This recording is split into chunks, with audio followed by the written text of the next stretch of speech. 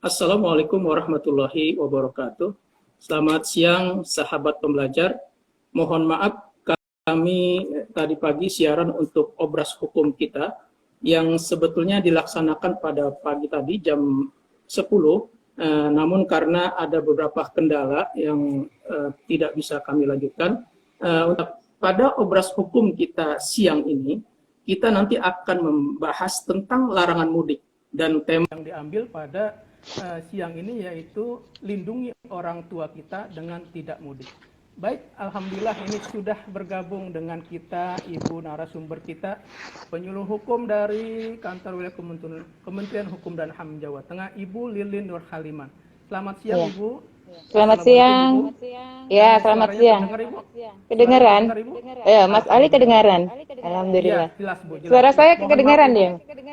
Kedengaran, Bu, dengan sangat Iya. jelas. Alhamdulillah. Ya, alhamdulillah ya. Iya, mohon maaf Ibu tadi pagi memang lagi-lagi Iya. terkendala dengan jaringan dan kita sudah berusaha berkali-kali namun memang belum juga terhubung, dan alhamdulillah siang ini kita bisa langsung live IG BPSDM Hukum dan HAM yang nanti kita seperti yang tadi saya sampaikan bahwa kita akan membahas tentang larangan mudik. Tema kita pada kali ini itu lindungi orang tua kita dengan tidak mudik. Dan narasumber kita yaitu Ibu Lilin Nur Halimah.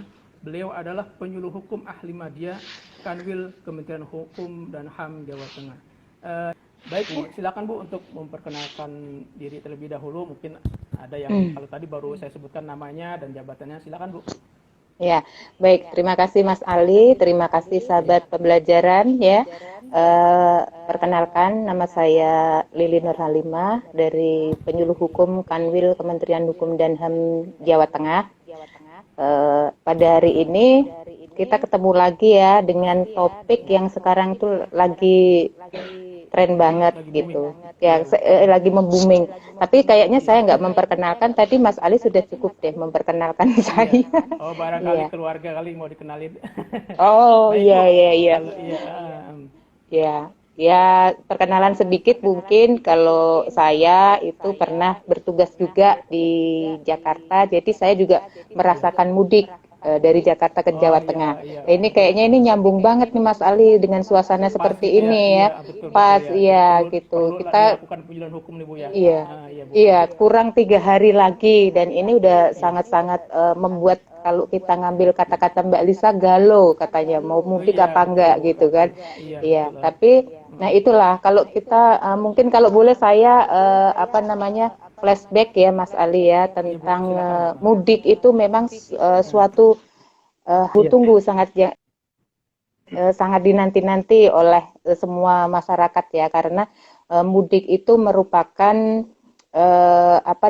budaya atau tradisi dari masyarakat Indonesia terutama. Bahkan mudik itu sudah jauh-jauh hari, kalau kita flashback sebelum pandemi itu jauh-jauh hari itu orang itu masyarakat Indonesia itu termasuk saya itu sudah menyusun rencana gitu, bahkan sudah harus mengumpulkan budget untuk kegiatan yang namanya mudik itu.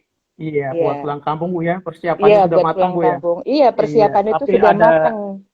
Tapi begitu persiapannya matang ada larangan, waduh. Iya, itu dia. Nah itu dia. Kalau kita lihat itu mudik itu kan sangat-sangat kita itu misalnya dengan tiket yang mahal, terus kendala di perjalanan macet itu bukan suatu halangan gitu Mas Ali.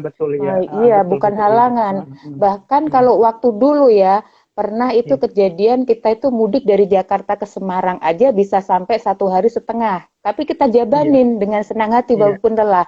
Lelah itu akan hilang saat kita itu itu sampai di kampung halaman gitu. Betul, Bu, nah, iya. itu Mas Ada Ali. Tapi sekarang Bu ya. Iya, betul sekali Mas Ali. Karena mudik itu kan ajang silaturahmi bagi kita yang muda untuk bersilaturahmi kepada orang tua kita atau sanak saudara gitu. Nah, itu momennya itu memang betul, momennya itu memang yang dinanti-nanti. Makanya dengan sekarang itu sangat berat sekali masyarakat. Kenapa ya kok mudik dilarang gitu kan? Padahal kalau kita lihat itu tingkat kasus COVID itu sudah menurun, sudah vaksin gitu. Iya. Tapi kan tidak seperti itu juga gitu.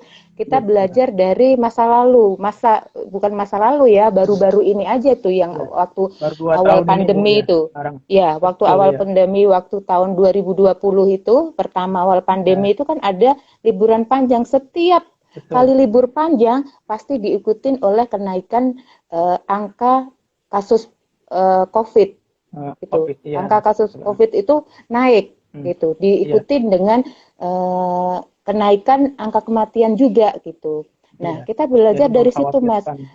Waktu itu kan kita libur pertama itu di sekitar pas Lebaran juga ya, Lebaran pertama. Ini kan Lebaran kali kedua kita itu ada pelarangan mudik gitu. Ya, betul, dua kali, iya. Nah, waktu awal pandemi tahun 2020 Lebaran itu tingkat angka positif per harinya itu naik sebesar 93%. Dan angka kematian per minggunya itu mencapai 60%. Begitu juga ada libur panjang lagi pada libur bulan Agustus tanggal 20 sampai dengan tanggal 22 itu naik sebesar 115% angka positif per harinya. Dan angka kematian itu sampai dengan 50%. Terus libur ketiga lagi Mas ini di tahun 2020 ya. Ini libur tahun 2020 di bulan November itu juga terjadi kenaikan sebesar 95% bahkan 95% angka positif dan kematian itu sampai dengan 75%.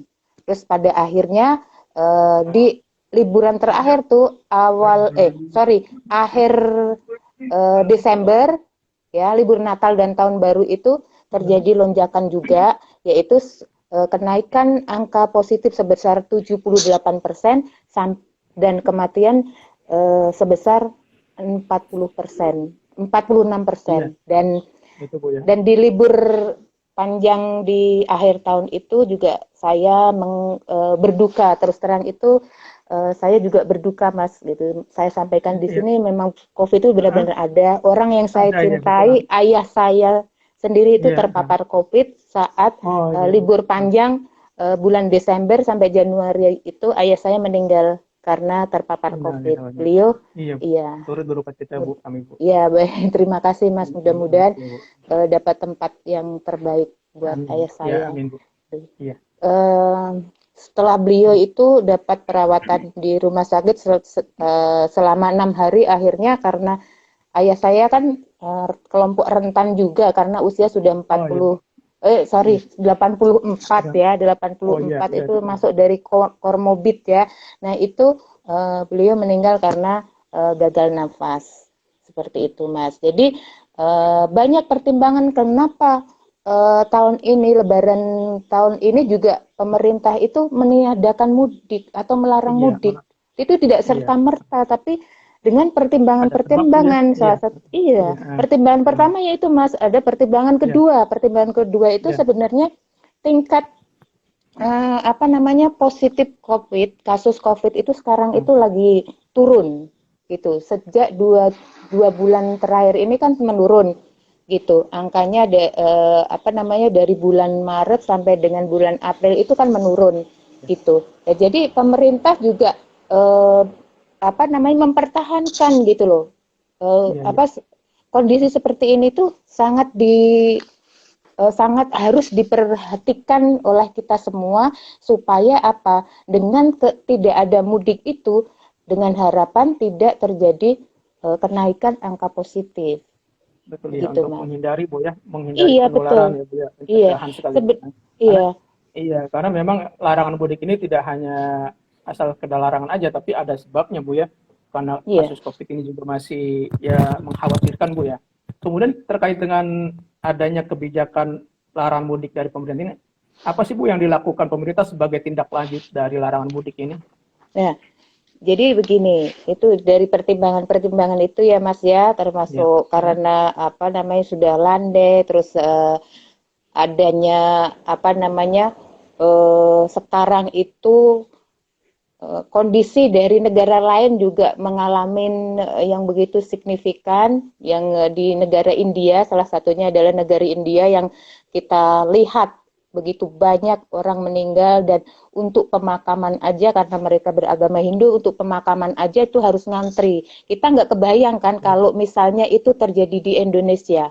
Oleh karena itu, pemerintah juga mengeluarkan regulasi tentang larangan untuk mudik, yaitu larangan untuk mudik melalui Satgas COVID-19 SE apa surat edaran nomor 13 tahun 2001, diikutin dengan peraturan Menteri Perhubungan nomor 13 tahun 2001 juga gitu. Intinya pelarangan mudik dan pembatasan atau pengendalian transportasi mudik. Begitu Mas Ali. Jadi yaitu tadi, kalau kita lihat, kalau misalnya kita bisa kebayang ya, seandainya kita atau pemerintah itu tidak melarang larangan mudik, tidak menutup kemungkinan Indonesia juga seperti India, Mas Ali. Karena jangan sampai iya, makanya pemerintah itu benar-benar untuk menjaga kondisi yang sudah agak stabil ya. Waktu itu kan pernah Mas sampai dengan 14.000 kan, sekarang bisa turun 6.000, 5.000, itu kan sudah bagus sekali. Tapi kalau misalnya mudik itu dibiarkan, kita bisa jadi seperti India. Oleh karena itu, itulah bentuk pemerintah yang memang benar-benar tidak main-main mengenai percepatan pemulihan karena kasus pandemi ini, Mas, gitu.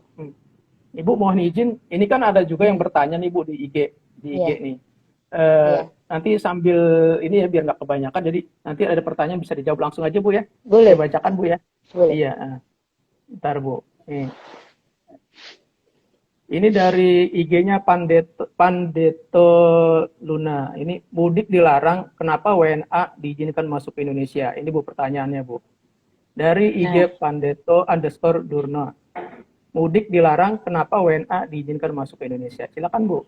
Ya, mudik memang dilarang dengan aturan yang sudah tadi disebutkan ya, melalui surat edaran dan kenapa mudik dilarang juga tadi sudah kita sampaikan ya, kenapa mudik itu dilarang. Kenapa ada WNA masuk ke Indonesia?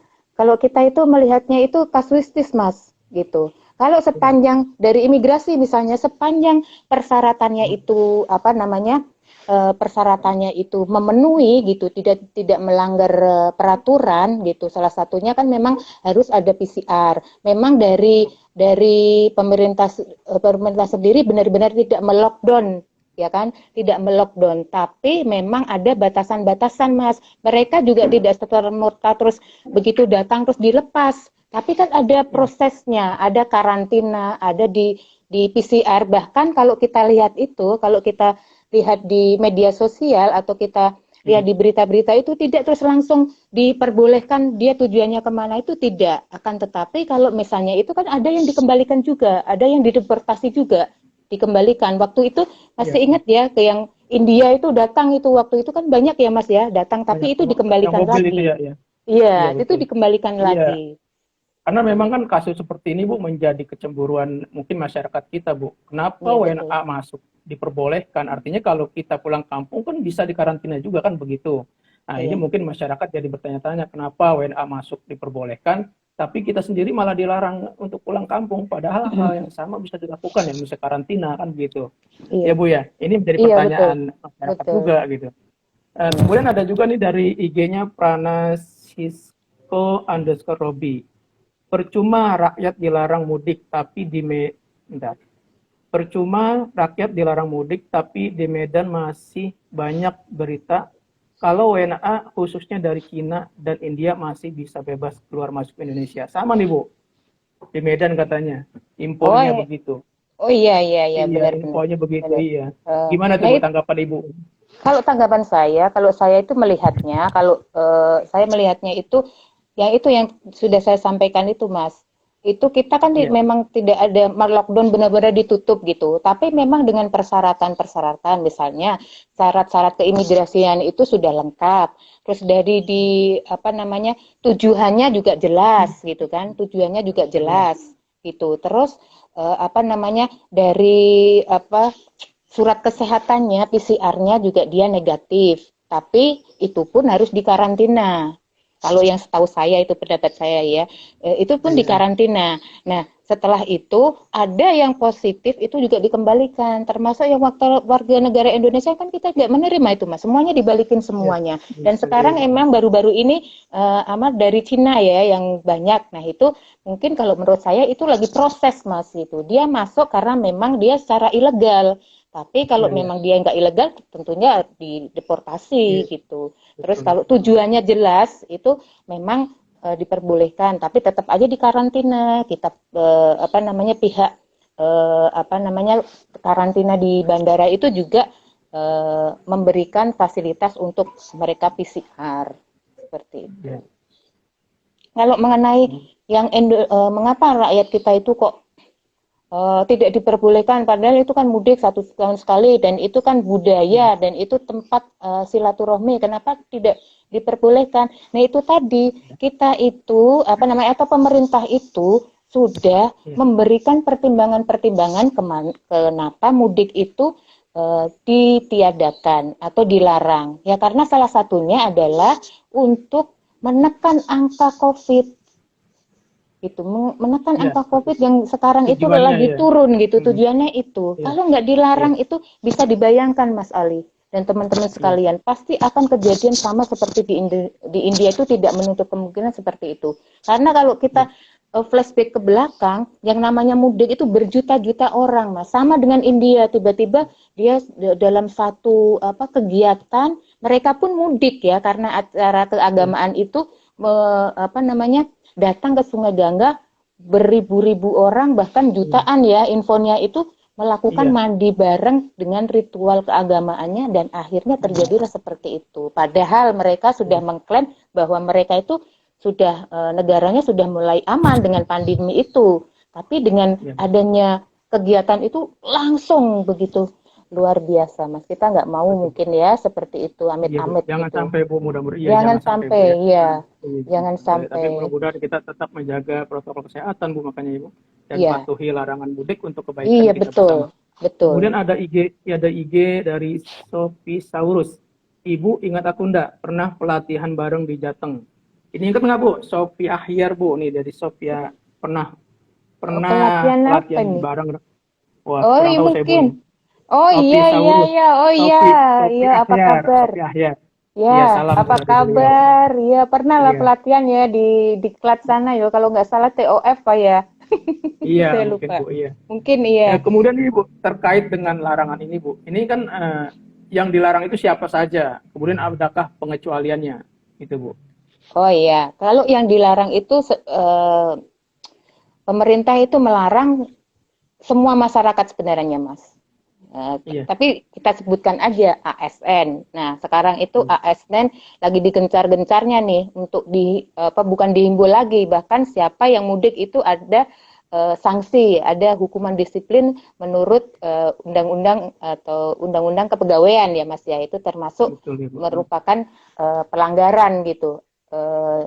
Terus ASN, TNI, Polri, pegawai BUMN, pegawai BUMD, dan pegawai swasta. Tentunya masyarakat juga gitu. Tapi memang ada pengecualiannya, Mas. Ya. Pengecualiannya itu ada empat poin. Yang pertama adalah pegawai atau ASN, pegawai BUMN, BUMD, terus apa namanya pegawai swasta, TNI, Polri itu apabila mereka itu perjalanan dinas. Jadi non mudik kan, artinya perjalanan dinas itu kan non mudik. Itu Mudik, ya. diperbolehkan, tapi dengan syarat ada surat tugas atau surat tugas untuk dinas Ya. dari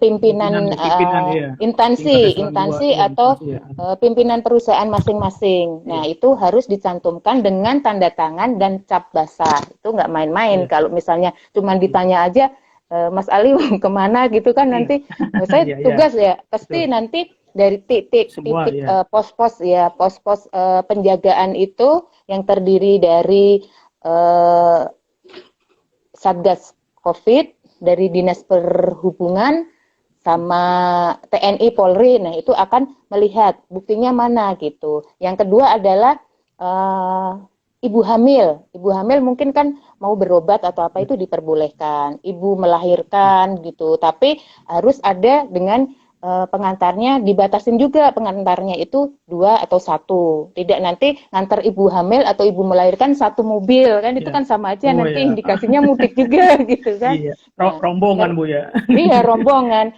Terus Iya. ini apa namanya eh mahasiswa yang sekolah di luar negeri itu juga Ya. diperbolehkan, tapi dengan Ya. syarat-syarat. Terus ini Mas apa masyarakat non mudik. Non mudik itu artinya khusus pengecualian itu artinya mereka itu masyarakat yang sudah tidak bekerja lagi gitu, sudah di PHK. Mungkin salah satunya adalah pekerja lepas Iya. ya. Dia nggak punya Iya. atasan, pekerja lepas. Nah, dia sudah tidak, misalnya contohnya di Jakarta atau di daerah lain, dia sudah tidak dipekerjakan Dan lagi, sudah di pekerja. PHK, Iya.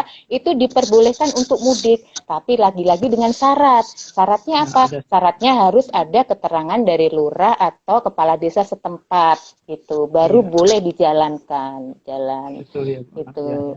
Kayak Jadi kayak ribet kemarin juga kan Bu di ya. TV ada ya Mas Iya. ya naik motor Iya, iya. Iya, apa kasihan cewek ya juga. sampai nangis-nangis Sampai gitu nangis. karena dia Iya, PHK. kasihan juga ya. Iya, Iya. tapi juga kayak gitu juga jangan dijadikan alasan, harus ada Hmm. surat dari lurah atau kepala desa Iya. setempat gitu Surat Mas Ali. keterangan Bu ya. Heeh. Iya. Tapi ini juga berlakunya tidak di Bodetabek juga sama ya Bu? Untuk Ya, lintas Bogor, Depok itu juga ada iya. larangan juga. Iya, ada Kalau nggak larangan. salah ya. Sekarang Itu benar. sekarang Iya. semuanya kayaknya ada larangan, Mas. Di Jawa Tengah juga Iya. gitu. Jawa Tengah juga tidak Ini boleh, tidak ini apa diperbolehkan. enggak mohon mohon maaf Bu, ini apa enggak apa ya, enggak lebay gitu ya Bu ya? Sampai tingkat ya kan untuk Bogor yang ke Jakarta itu harus ada izin dari Iya. kelurahan. Iya. Itu gimana menurut Ibu tuh? Nah, menurut saya itu sebenarnya tidak lebay, Mas. Kalau kita itu Ya. apa namanya belajar dari yang lalu-lalu, karena setiap liburan itu pasti Iya. angka apa namanya angka kasus positif itu naik dan diikuti dengan angka kematian juga naik gitu. Dan itu Iya. memang tadinya kan aglomerasi itu ya Mas benar ya. Nah itu Iya. antara apa namanya tingkat kabupaten sama provinsi ya itu kan Iya. diperbolehkan gitu. Istilah kata itu kalau sekarang kayaknya mudik lokal gitu ya. Ya, Iya, padahal itu mudik lokal. aglomerasi itu Iya. tempat-tempat aglomerasi itu sekarang juga dihimbau bahkan sudah tidak diperbolehkan lagi termasuk kebijakan dari Pemkot Bogor yang tidak memperbolehkan orang Iya. Jakarta mudik ke Bogor, orang Bekasi mudik ke Bogor Iya. itu. Salah satu mungkin itu memang kalau saya ya yang saya rasakan memang benar-benar itu salah satu pemerintah yang untuk menekan angka bertambahnya apa namanya kenaikan COVID itu belajar Iya. dari negara Penularan Bu India ya. juga gitu loh Iya. Mas. Jadi Ya kita jadi untuk pencegahan Bu ya. iya kita Pencegahan Bu ya. untuk pencegahan. Jadi kita inilah apa namanya bersusah-susah dulu. Ibarat kata kita minum Iya. jamu itu kan pahitan Mas. Nanti Betul. manisnya Iya Bu. belakangan gitu kan. Nah Iya. ini kan tidak perbolehkan. Tapi ini udah 2 tahun pahit terus nih Bu. Iya, iya. Ya mendingan gitu. Nah kita berdoa jangan Iya, iya Bu. sampai 3 tahun Mas. Kalau 3 tahun nanti Betul jadi Bu. Bang Iya, iya. Toyib kan. 3 tahun, Iya, 3 kali puasa, nggak 3 kali pulang-pulang Bu ya. lebaran Iya. gitu, nggak pulang-pulang Nggak gitu Bang Toyib. pulang-pulang. Iya. Iya, iya. Kemudian Tapi Bu kan terkait sebenarnya, dengan ini Bu. Ini kan apa? eh, Setiap orang yang mau pulang kampung itu kan biasanya sudah mempersiapkan seperti Ibu bilang tadi sudah mempersiapkan dari jauh-jauh hari seperti pembelian tiket segala macam itu kan. Nah, itu gimana ketika ada larangan mudik ini? Bahkan informasinya itu malah justru pelarangan ini ditambah waktunya Bu ya. Itu nah ini gimana yang sudah membeli tiket ya kan, membeli tiket perjalanan itu gimana Bu? iya di dalam apa namanya eh, surat edaran Satgas COVID-19 sama apa namanya peraturan Menteri Perhubungan itu memang ini ya, mulai tanggal 6 itu yang sudah diadendum ya, Satgas Covid yang sudah diadendum itu mulai tanggal 6 sampai dengan tanggal 17 ya Mas ya. Ini sudah berlaku nih. Sekarang kan kita sudah lihat itu semuanya diputar balik. Suruh putar balik, suruh putar balik itu sudah ribuan gitu kan. Terus apa namanya mengenai yang sudah beli tiket itu pihak perusahaan apa namanya perusahaan transportasi itu Biro Jasa Transportasi itu akan mengembalikan itu 100% harga tiket yang kita beli. Baik itu tiket pesawat, terbang, udara maupun darat itu 100%. Jangan khawatir pokoknya. Semuanya jadi dikembalikan Bu ya. Iya, dikembalikan. Ya, kemudian terkait dengan ini Bu, mungkin kan masyarakat kita kan tidak sama, ada yang patuh, ada yang tidak patuh. Nah, tidak patuh ini artinya dia tetap nekat pulang kampung. Nah, ini sanksinya gimana nih Bu? Nah, sanksi dari orang yang nekat, yang bandel itu sudah kelihatan tuh Mas. Kalau kita lihat di TV itu sudah disuruh putar balik kan, mereka sudah suruh putar balik. Nah, itu sanksinya itu dari sanksi yang ringan itu yaitu diputar balik, suruh kembali ke asal. Dan kalau misalnya dia itu melanggar apa namanya aturan lalu lintas dan jalan raya, itu mereka juga akan dikenakan sesuai dengan peraturan perundang-undangan yang berlaku, yaitu apa namanya undang-undang lalu lintas tentunya Mas. Jadi tidak sembarangan dia ini gitu loh. Tolonglah atau jagalah, kita memendam rindu nggak apa-apa daripada nanti kita bermasalah lagi gitu. Karena kan negara-negara lain juga kayak Malaysia juga sudah mulai ada penambahan ya Mas ya, kita kan juga ngeri juga gitu loh. Ya, gitu, kemudian sedikit mengulas lagi nih Bu tentang mudik lokal, gimana nih Bu sebetulnya nih Bu? Nah, mudik lokal itu yaitu sebenarnya mudik lokal itu kan bahasa kita ya, itu paling enak ya. Kayak saya misalnya mudik kalau di daerah Semarang itu mudik ke apa namanya ke Solo misalnya, ke Solo terus ke Purwokerto misalnya. Nah, itu sekarang itu diatur juga Mas.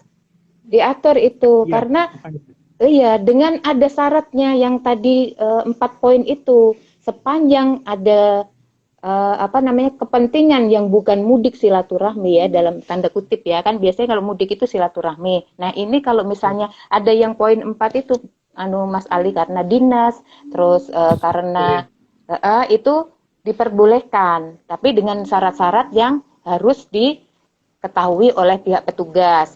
Dan apabila yang lain misalnya salah satu contohnya adalah transportasi untuk membawa logistik dan ambulan itu diperbolehkan. Tapi yang sudah Mas Ali tadi apa namanya beritahukan bahwa sudah sampaikan itu bahwa sekarang Bogor pun tidak diperbolehkan, itu kan mudik lokal ya karena perbatasan aglomerasi juga itu perbatasan provinsi gitu kan, itu kan mobilitas mobilitas untuk sarana mau ke sini gitu kan. Nah, tapi dengan catatan dengan syarat yang 4 poin itu.